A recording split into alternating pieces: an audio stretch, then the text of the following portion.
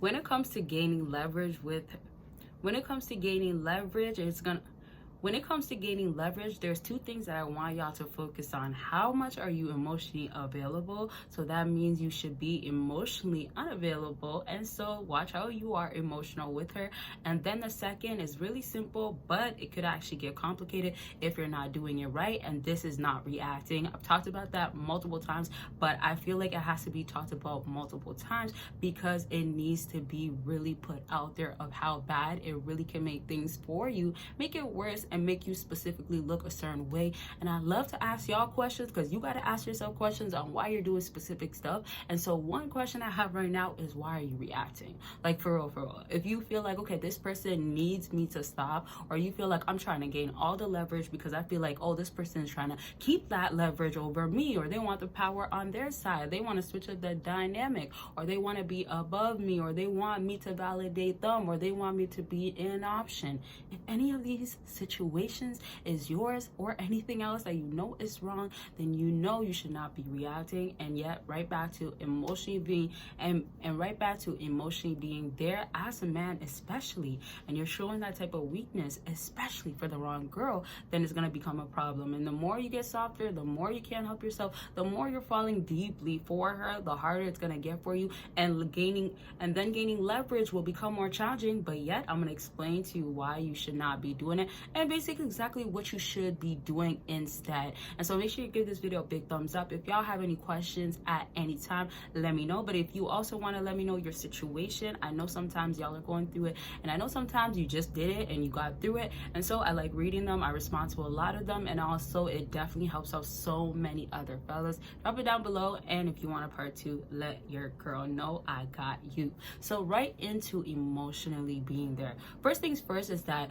you as a man, think about it this way: when she's crying worked up, are you going to be crying worked up with her when it's not that you need to be, when you're supposed to be there for support, if anything? So when you as a man are supposed to actually show that you're in your masculine frame, your masculine character, you're not supposed to be moved by the things that are so soft and sensitive, right? And so females really get turned off. They look at it and like, whoa, dang, I got him that hooked on me, right? So if you find yourself to be like maybe even strong or masculine or unfazed, not bothered by many women out here, or you know that girl means nothing to you, you're not gonna ever feel emotional, you're never gonna really feel a way, right? But yet, let's say with that one special girl, because you made her special in your heart, right? So with that one special girl, she got you down bad. I love to say it like that because that's the case, right? So when that now happens, you might find yourself being so emotionally there. The problem with this is that you're doing it again for the wrong reasons. Let's say also you have.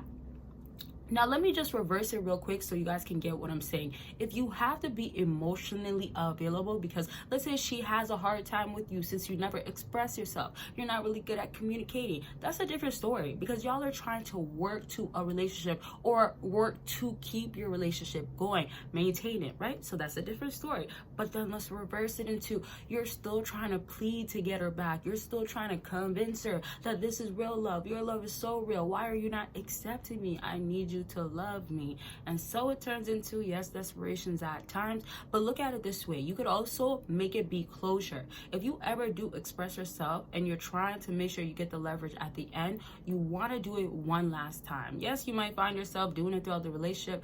Everybody's situation is different, but the way you look at it is that once you let them know what you feel, and yet they can't live up to showing you why they're valuable in that way, or why you have to, let's say, keep them around, all of that stuff, once it becomes that way, then you have to distance, remove, go ahead and move on, right? At that point, there is no, let me think about going ahead and expressing my emotions again. This is also tied to not reacting, because when they decide to want you now, after you gain the leverage because you distance yourself, remember, leverage is also as you go along, how are you building it up? Every situation is different. I have to keep saying that because because your situation is not going to be the same as somebody else. And if you're still stuck on that person, I do want to know, are you actually trying to move on from somebody that you're supposed to have that leverage against? You're supposed to show you have that leverage. If you are moving on, let's go ahead. If you are trying to move on, comment moving on. If you've been moved on, comment moved on. That's ED. Okay, that's like you're gone, you've moved on, past tense.